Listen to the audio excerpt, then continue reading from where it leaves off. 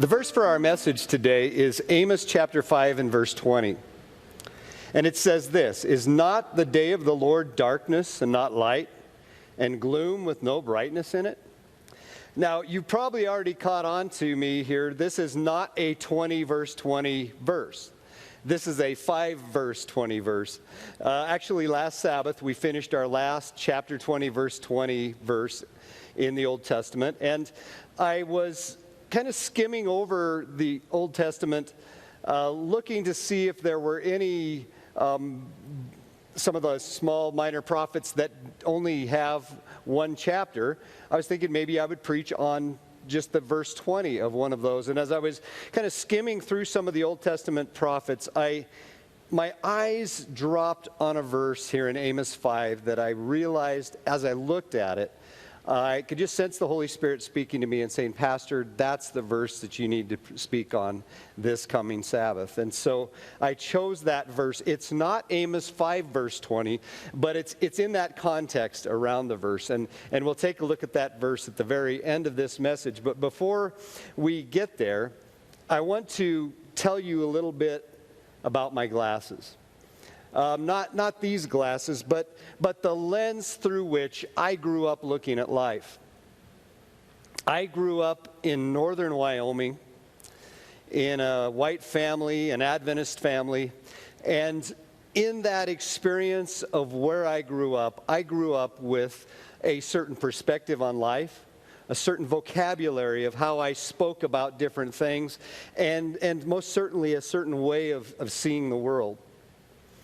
And I discovered just how different my worldview was and my growing up was when I went to elementary school. And in elementary school, I began to discover all kinds of new things in the first grade. I learned how to behave in a classroom of other students, and I learned how to keep my hands to myself and focus on my schoolwork and all kinds of different things from my teacher. But there's one thing that I didn't expect to learn, and that was a new vocabulary about food. One day at school, I was eating lunch with my friends, and I had this bag of mixed nuts that I had brought in my lunch. And as I was eating the nuts, I turned to my friend and I said, "Here, you can have these. I don't like Brazil nuts." Except I didn't call them Brazil nuts. I called them by the only name I knew. The word and the name for this particular food was the only name that I had ever heard used for it. I lacked any other vocabulary for what was in my bag. And I can remember that moment like it was 5 minutes ago. Because as soon as that word left my mouth, my school teacher came stomping across the room, grabbed me by the shoulder, marched me out of the room. And she told me exactly what she thought of the name that I used for Brazil nuts. You need to understand a little something about my teacher. My teacher had just been teaching in Torrance, California before she came and moved to teach in Wyoming. Torrance, California, not very far from the Watts riots that happened there in the early 70s. She had come fresh out of a hotbed of racial tension. And she had been woke, if you will, to what was going on in our world, at least in the larger world. Whatever was going on in that world had not yet gotten to my world, but it did that day because my teacher got a hold of me and she explained to me that that word would never come from my mouth again, and she explained to me why. She said, "That's a word that's used in other places to make people feel like they are less. That's a word that's used in other places to exert power over others. It's a name that people use for other people, and I never want to hear you say it again."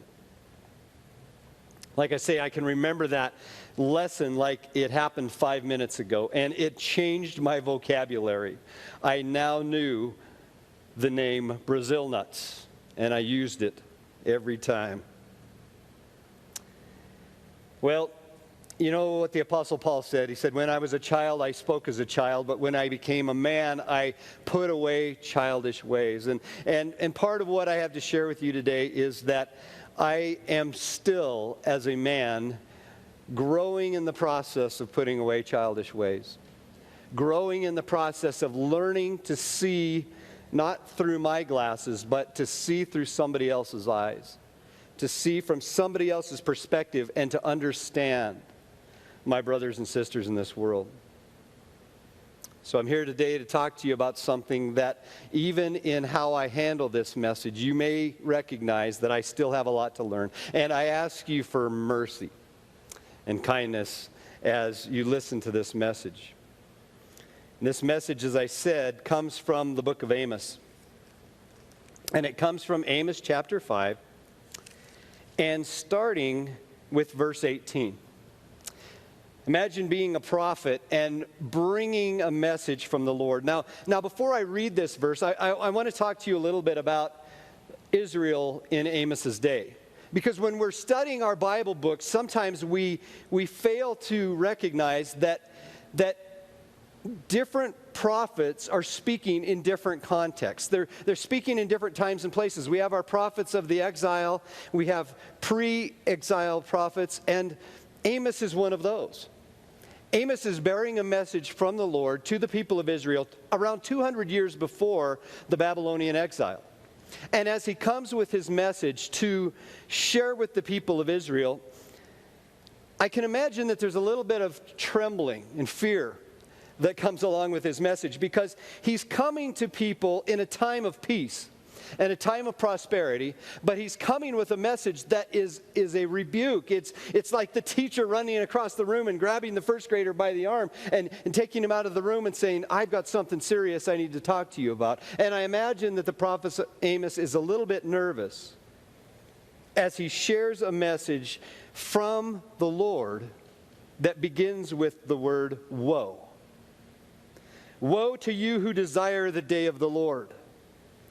Why would you have the day of the Lord? It's darkness and not light, as if a man fled from a lion and a bear met him, or went into the house and leaned his hand against the wall and a serpent bit him.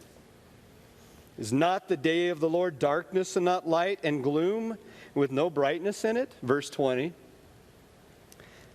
That's the message that Amos brings from the Lord to the people of Israel during a time of peace and during a time of prosperity. And you can just imagine the shock of the people as Amos brings that message, because as he delivers that message, I'm sure his audience is thinking to themselves, what have we done? Why are we getting a message of woe from God? We're good people. In fact, in those days, you could define a good person by somebody who has peace, somebody who has relatively little conflict or strife or danger or warfare in their lives, and you could tell a good person by prosperity. If somebody was living a life of peace and leisure and wealth, they were a good person. There's no way that you could come at them with some kind of message of unrighteousness or wickedness. And so you can just imagine how the people of Amos's day took this message from God. Woe to you. Why do you look forward to the day of the Lord? Now, one of the things that we can assume from this story is that the people that Amos is writing to are excited about the day of the Lord. They see the day of the Lord as a day of judgment and justice. It's like a good school student knowing that the day for the handing out of the awards is coming up. And when the day for the awards comes, I'm going to get the prize. I'm the teacher's favorite. I'm one of the best students in this class, and I'm going to get all kinds of awards. So you look forward to that day of judgment. But this message from Amos says, why do you look forward to the day of the Lord? It's not a good day. It's not a day for you to look forward to. We could call this audience that Amos is writing to the first Adventists. They're looking forward to the coming of the Messiah, and they believe that his reward is with him. And when the Messiah comes, he's going to reward them generously They have a judgment hour message. They believe the hour of judgment is coming soon, but when the hour of judgment comes, they're going to be on the right side, and they're going to be praised and honored by the Creator. That's their perspective. And yet here comes this message.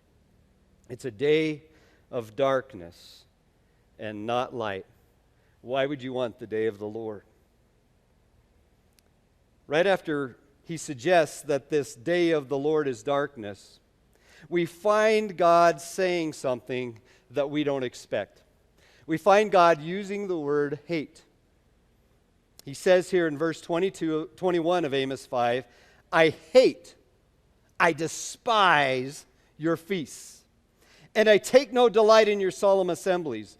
Even though you offer me your burnt offerings and grain offerings, I will not accept them. And peace offerings from your fatted animals, I will not look upon them. Take away from me the noise of your songs. To the melody of your harps, I will not listen.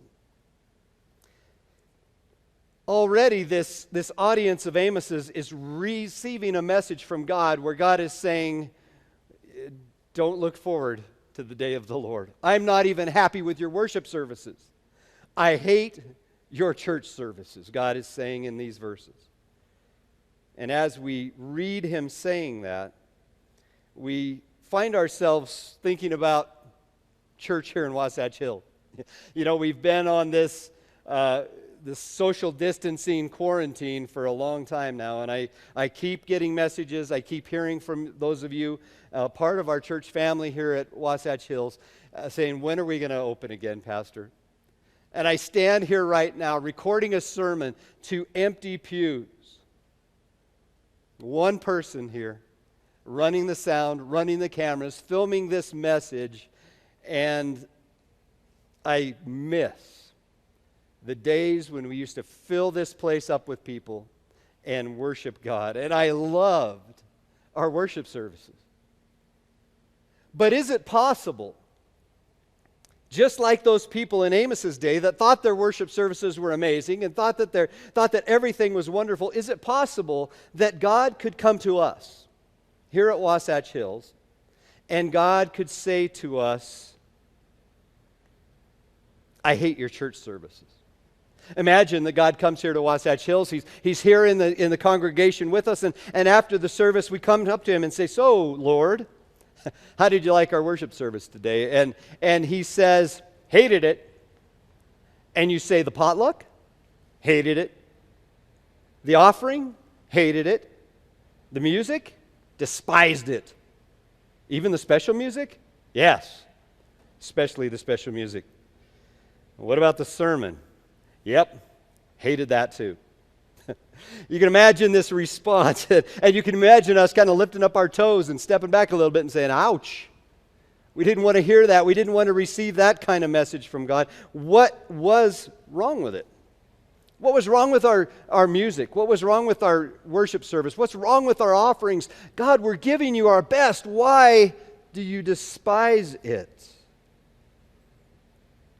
Well, to explain that, I need to give you a couple more examples from Scripture. And we're going to go to 1 Corinthians chapter 11 and verse 17. But in the following instructions I do not commend you, because when you come together, it is not for the better or for the worse. For in the first place, when you come together as a church, I hear that there are divisions among you, and I believe it in part. For there must be factions among you in order that those who are genuine among you may be recognized. When you come together, it is not the Lord's Supper that you eat. Now, I can imagine the Corinthian church receiving this message from Paul and saying, it's not the Lord's Supper that we eat? What are you talking about? Of course we eat the Lord's Supper. We do the unleavened bread. We do the wine. We put out the table. The deaconesses cover everything up exactly the way they're supposed to with the linens and the trays. And we're very careful about how we conduct all of those parts of the service. Of course, I'm being facetious. They didn't follow the Lord's Supper that way. Those are some of the traditions that we have. But you understand what I'm saying is they looked at that message from Paul and they said, what do you mean it's not the Lord's Supper that we eat? And then he explains here in verse 21. For in eating, each one of you goes ahead with his own meal. One goes hungry, another gets drunk. What? Do you not have houses to eat or drink in? Or do you despise the church of God and humiliate those who have nothing? What shall I say to you? Shall I commend you in this? No, I will not. Now, what the Apostle Paul is describing here is he's describing an agape feast. Maybe that's terminology that we're more familiar with. It's a gathering, it's a dinner, but it's also a Lord's Supper. And he's saying that when you gather in your houses to celebrate the Lord's Supper, there is injustice among you.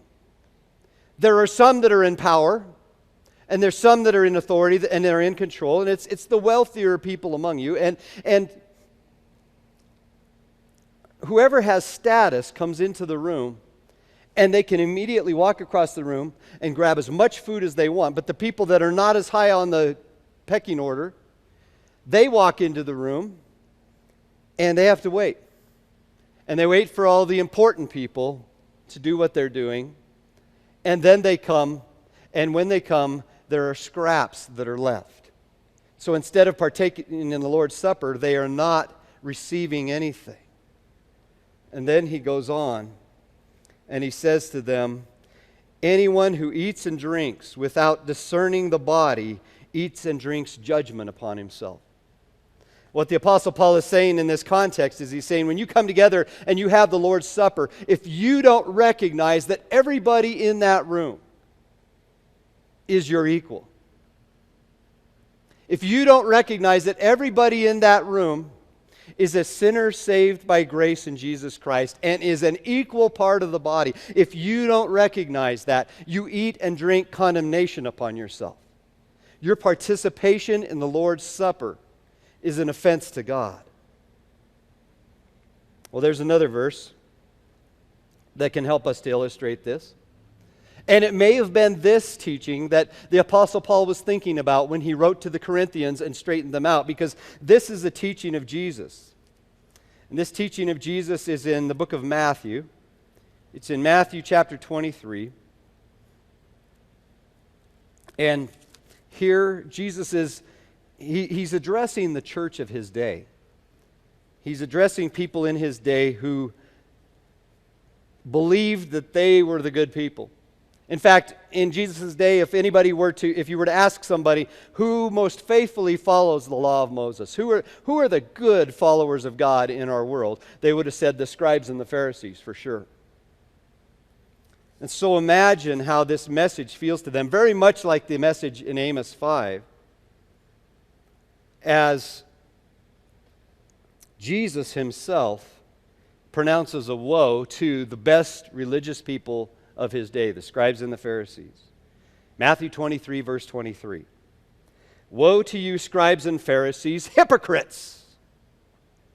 By the way, the word hypocrite is a compound Greek word. Hypo, meaning under, and kritos, or krisis in Greek, to judge. So a hypocrite is somebody who is under judgment. And they're under judgment because they don't live up to the law they esteem so highly. So when you called somebody a hypocrite in that day, you were saying, you push the law, you encourage other people to follow the law, you claim to follow the law, but you're under the judgment of the law. You're a hypocrite. Woe to you, you hypocrites!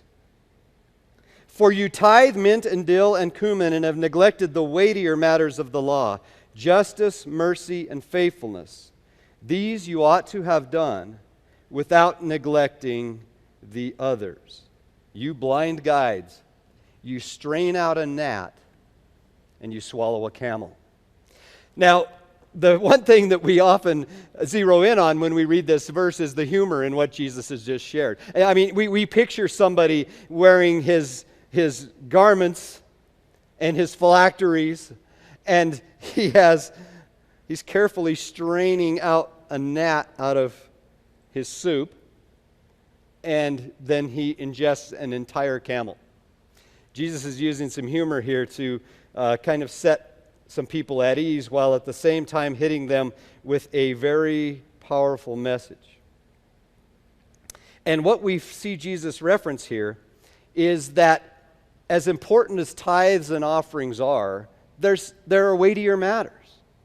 You know, I can remember when this corona pandemic began, one of the concerns that a lot of us had is, what is this going to do to the economy? And in church circles, one of the conversations that we had was, how are our tithes and offerings doing? How is giving going? We asked that question here at the local level. It was asked at the conference level. And praise God, our giving has remained quite steady during this time. And thank you for that, those of you that support the ministry that we do here. But according to Jesus in Matthew 23, those were the gnats. Those are the mint and the dill and the cumin. We're weighing out these tiny little things, but there are weightier matters of the law. I'll give you an example of weightier matters. I went backpacking with my sons a few years ago, and they had grown from the little tiny boys that they were into big, strong adult men. And somewhere in the passage of time, I'd kind of missed that. And I was doing this backpacking trip with my boys, and as I packed my backpack, I packed it the way I always had since they were little kids. And I filled that backpack up with all the essentials and all the things I knew we would need, and they packed their backpacks too. And we went on this trip high up into the mountains of Montana, clear above tree line. And we were going up the last big ridge that took us up into the high elevation of these mountains. And they call that mountain Heartbreak Ridge. And as we were going up Heartbreak Ridge, I started to understand why it was named Heartbreak Ridge. And I finally just sat down on the hillside, huffing and puffing under the strain of my pack. And my boys, who practically ran up Heartbreak Ridge, are way up ahead of me, and they see me sit down, and so they just come running down with their packs on their backs, and they sit down beside me, and they go, "You okay, Pops?" And they put their hand on my shoulder. You're not going to die on us, are you? And I looked at them, and I noticed as they were running down the hill that they weren't running like they had very heavy packs. And I reached over and unbuckled the belt and the shoulder straps on my son's backpack, and I pulled it off of him, and I said, "Give me that." And I lifted up his pack, and he had hardly anything in his pack. My other son, I looked at his pack. Give me your pack. And I felt his pack, and there was hardly anything in his pack. And I realized that I had the weightier matters in my pack. And I began to take my pack and redistribute the weight of that pack and saying, "Hey, let me give you some weightier matters to carry around." That's what Jesus is talking about here when he's talking about the weightier matters. He's saying the things that really, the important things that you take on a backpacking trip, the things that really matter. And this is what he says in Matthew 23. The weightier matters are justice, mercy, and faithfulness. He says you should do these. Don't neglect the tithes and the offerings, but do these. These are the weightier matters of the law. And I want you to think about that for a second. What are these weightier matters? Justice. I already mentioned that this word, it's in the word hypocrite. This word krisis or chrisin is the Greek word for justice. It means fair judgment. It means judging rightly. It means removing the glasses of your bias and looking and making a right judgment through just lenses. But then there's this other word, mercy. And mercy means pity or compassion. Mercy is the ability to see something from somebody else's perspective, to have compassion on somebody, to be able to see through their eyes. And then there's faithfulness. Literally, in this verse where Jesus says this, he's saying one of the weightier matters is literally translated the faith. The justice, the mercy, the faith. The faithfulness. Those of you that are familiar with Bible prophecy might recognize that God's end-time people are identified by their faith. They have, it says, the faith of Jesus. Or some translations translate it, the faithfulness of Jesus. And we'll get back to that in a little bit. But that's this description.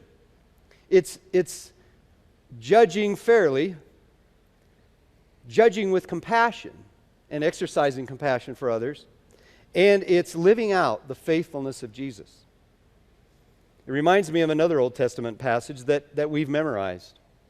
He's shown you, O man, what is good, and what does the Lord require of you but to do justly?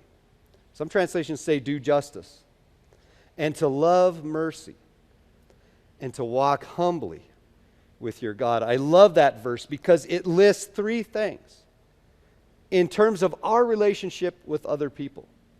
To do justice, or to do justly, to give people a fair and honest treatment, no matter who they are, no matter what their race is, no matter what their color is, no matter what. To love mercy and to walk humbly. Now, there's a challenge here, friends, and I'm going to talk about this more in a future sermon. But there's a challenge, and that is that as soon as we start to raise some of these ideals of doing justice, of loving mercy, of walking humbly, we find that in our world there are counterfeits. There are other movements that are going on in our world that look like Christian movements. They look like they're doing what God wants us to do, and yet they're counterfeits. And one of the things you need to know about counterfeit is counterfeit looks a lot like the genuine. We don't avoid looking like a counterfeit in our attempts to be genuine. You know, the U.S. Mint doesn't say, hey, have you noticed that the counterfeiters have been putting a 1 with 2 zeros after it on $100 bills? We better stop doing that, or our authentic bills are going to start looking counterfeit. So one of the things that you need to know as a follower of Christ is, just because you may see a counterfeit movement out there that does certain things, doesn't mean you stop doing those certain things. The difference is why you do it. And the difference is also by what power you do it. I'm going to be talking about that more in a future sermon. But right now, I want to talk about something that happened to me just this last week, really. Those of you that know that there have been protests throughout the country, and many of those protests have turned violent. The protests are protesting the most recent death of George Floyd, the unjust killing of George Floyd. And there are many other names that I could mention and share. Many of you know those names, of people who have died unjustly in the court of public opinion. And when you see injustice, you can't help but speak out about it. And so people have stepped out into the streets to protest and to march, and to some degree to even do violence. And so we've had this outcry of anger that's taken place. And we had those protests in Salt Lake City, in my hometown, so to speak. And as those protests were taking place, I was watching on the news as people took cars and rocked them so hard that they were able to flip them over on the roof and then light them on fire. Police cars. 2 police cars in Salt Lake City roll over on their tops, windows bashed out, lit on fire. And I watched the news as graffiti had been written on the front of our Capitol building, written all over the place. And I looked at that, and I got to admit to you, through my glasses, I was horrified. I was shocked. I couldn't believe what was going on in my city. And then I had an experience that I found incredibly challenging as a pastor. The experience was that I received by text message some pictures from one of my church members. And in those pictures, I saw him posing in front of all the graffiti. Symbols and swear words all written on the walls behind him. Just words of rage. He sent me a video, and I could hear people shouting profanity at the police all around. And I know this man to be a godly man. And as I watched the video and I saw those pictures of him standing in front of all that graffiti, I thought to myself, how can a follower of Christ go to something like this and take his son with him to something like this? And I should probably pause right here and let you know, I just talked to that church member and I got his permission to tell this story. And in the instant that I was looking at that picture and wondering why one of my church members would go and be a part of such a violent moment, I looked at that picture and I saw something in the eyes of my friend that I'd never seen before. I saw his pain. And as I looked into his eyes and I saw his pain, I went from being angry and outraged that a godly man would be there to wondering why I wasn't. And it wasn't because I was angry and outraged. It was because I saw his pain. And I knew in that instant that the pain that I saw in those eyes was not a pain that I could relate to in any way. It was a pain that I have never experienced, that I've never been through. I've never been in that place. I don't know that pain. But I knew that pain was real. I know something about pain. I experienced pain when I was watching my wife and her vehicle with my son in the passenger seat tumble through a borrow pit out in the Badlands of Montana. Tumble through the borrow pit in the Badlands of Montana. And I can remember that as I saw that happen, there were groanings that came out of me that weren't really words. My voice was distorted. The words that were coming out of me didn't make any sense. In fact, my 8-year-old daughter, who was in the back seat of my car, said to me later, she said, "Dad, I couldn't understand anything that you were saying. You just sounded like a weird Elmer Fudd or something."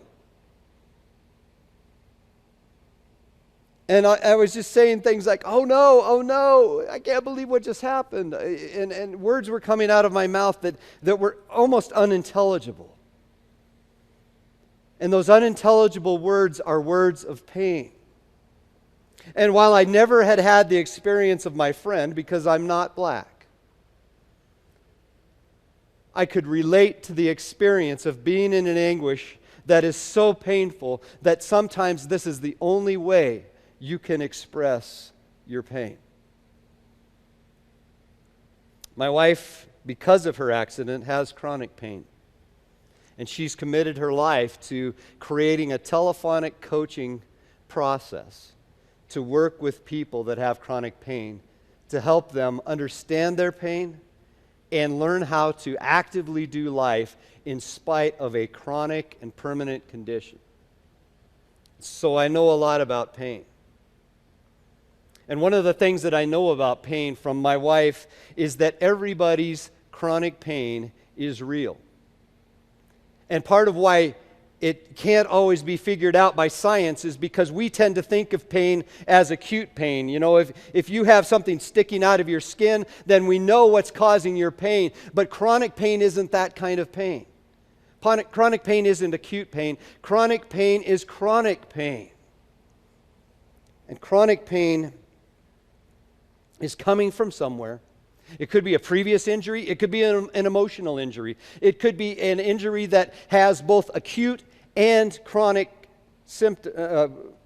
characteristics, such as a low back pain, where you have bone on bone rubbing and creating a pain signal, but from that pain signal is a larger pain experience that is experienced in the brain that is chronic. And even if that back were to be repaired, that person might still have pain, because pain is an experience of the brain.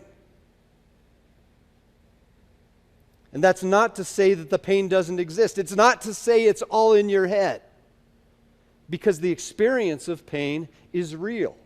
There are people with phantom limb pain who've lost a limb. The limb's not there, but their hand that's not there hurts. And that pain is real. And there's a reason for it. as well. And so one of the things that I know about pain is that pain is real. And because pain is real, and because pain is an experience of the brain, the pain is a personal experience.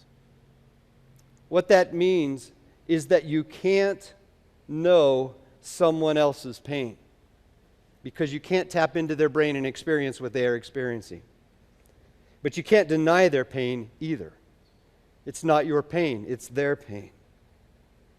Mercy and compassion is saying, I don't know your pain, but I know your pain is real. Gregory Boyle tells a story of pain in his book, Tattoos on the Heart. He tells about a moment where he is just crushed by the death of one more of the homies, one more of the inner city boys that he's been working with, and he's just crushed by this, and he's weeping about it, and one of the young men that he's working with is there beside him, next to him. And he sees this pastor just weeping in the pain. And he says to Gregory Boyle, the young man says to him, he says, You're always the one that's there for us when we're down to swoop us up. And he said, right now, I wish I was you, and I wish I could just come to you and I could swoop you up. And in that moment, without even knowing it, Gregory Boyle had turned to that young man and he said, you know what? You just did. Because compassion is being with somebody in their pain. Gregory Boyle says this. He says, you stand alongside people that are in pain. When he talks about the gang members and the ex-gang members that he works with in Los Angeles, he says, you see a lot of bad behavior in these young men. When we look at our streets of our cities, we see a lot of bad behavior. But bad behavior is nothing less than pain. I was reading the news on the BBC website, and I came across a picture this week that was just a fiery scene, just a blurry, fiery red flame. And the caption of this picture, with a silhouette of a person standing in front of the fire, the caption said, "This is what pain looks like." Gregory Boyle says this, yeah, that's bad behavior. But you need to recognize that bad behavior is really pain. And so when you see somebody with bad behavior, you're seeing somebody that's hurting, and hurting people hurt people. And so you stand with bad behavior until bad behavior is recognized as the language that it is, the vocabulary of the deeply wounded whose burdens are more than they can bear. We live in a world today where there's a lot of bad behavior going on our streets. And it's one thing for me to watch the news and say, that's bad behavior, you're not supposed to do that. My first grade teacher told me, no bad behavior. But just responding that way doesn't bring healing in our world. What brings healing in our world is swooping someone up. It's seeing bad behavior and recognizing it as pain being expressed. It's the vocabulary of the deeply wounded whose burdens are more than they can bear. I saw a movie recently based on a book entitled The Hate You Give. And the best way I can describe this title in a church service and a sermon is the hate you give messes everybody up. And in that movie, a movie about injustice and about racism and about the pain that people feel when somebody dies innocently, there's a line in that movie where the white boyfriend of the black girl who has witnessed her friend being murdered turns to that young lady and he says, I understand your pain. And she says, no, you don't. And finally he realizes there's only one thing that he can say to her, and so he looks her in the eye and he says, I see you. I know who you are. And suddenly, as he says that, those are words of healing. They're words of restoration. They're words of reconciliation, because she realizes that even though she's black and he's white, and their experiences in this world are so incredibly different, somebody is willing to look through her glasses and see something from her perspective and say, I've never had that experience before, but I see your pain and I understand.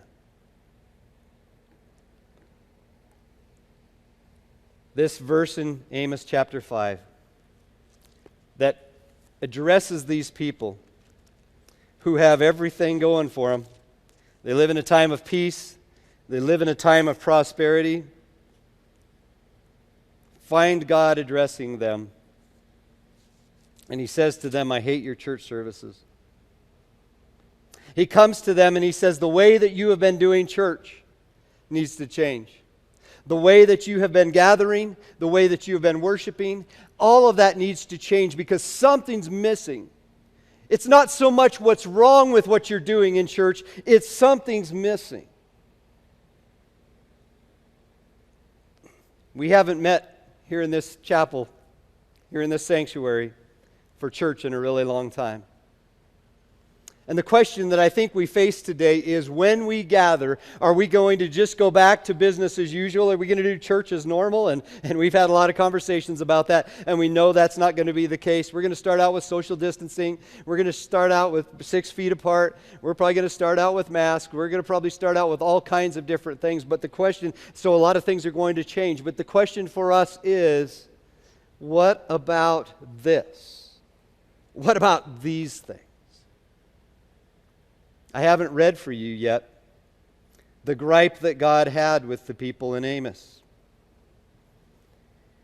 He says, I don't like your feasts. I hate your solemn assemblies, your burnt offerings, the noise of your songs, the melodies of your harps. I can't listen to them anymore. And then God comes to them and he calls for what he wants from them. But let justice roll down like waters, and righteousness like an ever-flowing stream.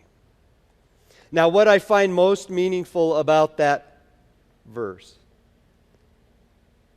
is not just this metaphor of justice flowing down like waters and like an ever-flowing stream. I mean, that is a beautiful picture. But the word that I find most powerful in this verse is the word let. Let justice flow. By the way, this is how you can tell the difference between a counterfeit justice movement and a genuine justice movement. A lot of people can fake that they're sensitive to social issues.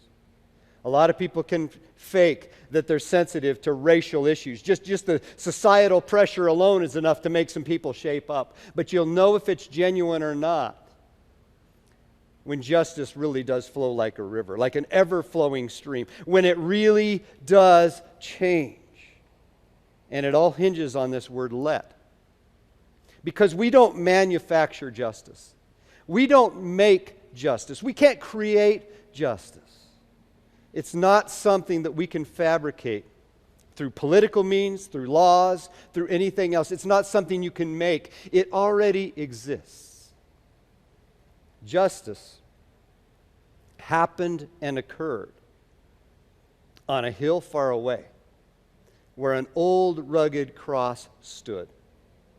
And the only truly innocent man to ever live died. And there's something powerful about that death. An innocent man takes a punishment that belongs to the guilty. And in the process of his blood being shed, the guilty, which is all the rest of us, receive the status of innocence. There is a transaction. There is an exchange that takes place at the cross where his innocence becomes mine and where my guilt becomes his. And justice begins to flow like waters, and righteousness like an ever-flowing stream. There's a hymn that I have right here. In our hymnal here at Wasatch Hills, it's hymn number 336. And it says this: "There is a fountain filled with blood, drawn from Emmanuel's veins, and sinners plunged beneath the flood lose all their guilty stains. Lose all their guilty stains. The dying thief rejoiced to see that fountain in his day, and there may I, though vile as he, wash all my sins away. Thou dying Lamb, thy precious blood shall never lose its power till all the ransomed church of God are saved to sin no more. Ere since by faith I saw that stream, thy flowing wound supply, redeeming love has been my theme and shall be till I die. Lord, I believe thou hast prepared, unworthy though I be, for me a blood-bought free reward, a golden harp for me. There is no nobler, sweeter song I'll sing thy power to save, when this poor lisping, stammering tongue is ransomed from the grave." Friends of Wasatch Hills, the one thing that I want to say to you as I close this message today is that when we gather again, we're not going to return to church as normal. We're not going to return to church as usual. Because if we're honest with ourselves, I think we have to admit that most of what we put our time and energy, and I dare say even our money into, is ourselves. And in the process, we may be having wonderful church services. We may be having wonderful feasts. We may have wonderful offerings and wonderful music and all kinds of wonderful things, but it's that word "let" that we might be missing. Because if justice is not rolling down like waters, if righteousness is not flowing like an ever-flowing stream, it's because we don't let it. Somehow we're standing in the way. And the challenge to us, the question for us is, how can we let the justice that we can't create, that we can't make, the righteousness that we cannot do on our own, how can we let it flow? And I think the way we let justice flow is by getting out of the way. So we have this challenge. We need to think and we need to pray seriously about how we are in the way of justice and how we can cooperate with God and let it flow. Let's pray. Father in heaven, as we move forward to make plans, even this coming week, to make plans through our board meeting process to reopen this church at Wasatch Hills for worship, we ask, Lord, that you would give us wisdom.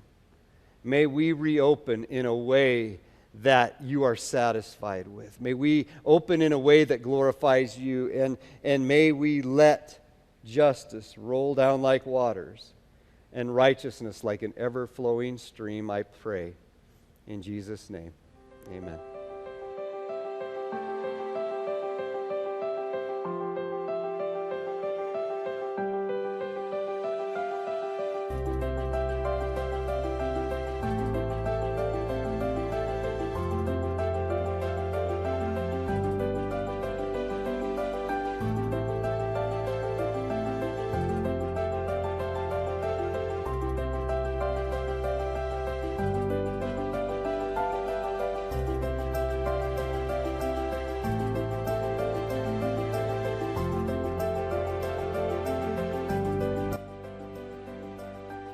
What was our goal for week 12? Well, we had one,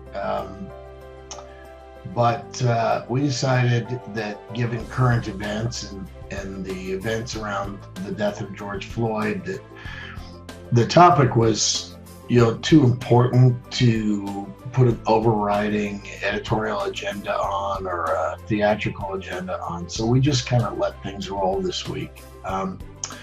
I will say, when we were in the studio and Barry in his sermon made reference to himself sounding like Elmer Fudd, everybody in the studio leaned forward to see how he was going to do an Elmer Fudd impersonation. I mean, everybody. You could have heard a pin drop. Nobody was moving. And then when he really didn't pull it off, he didn't really deliver the Elmer Fudd impersonation.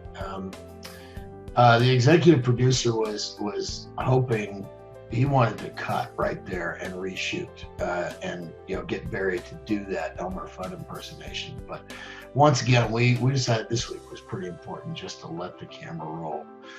I will say that it's week 12 and we're doing this director's commentary much later, and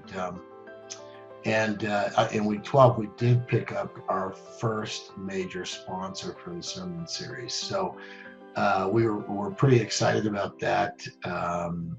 And we figured that way back in the 1950s, these things called soap operas got started because soap companies came along and sponsored them. And in the era of COVID, we think there's a major battle coming in America over disinfectants.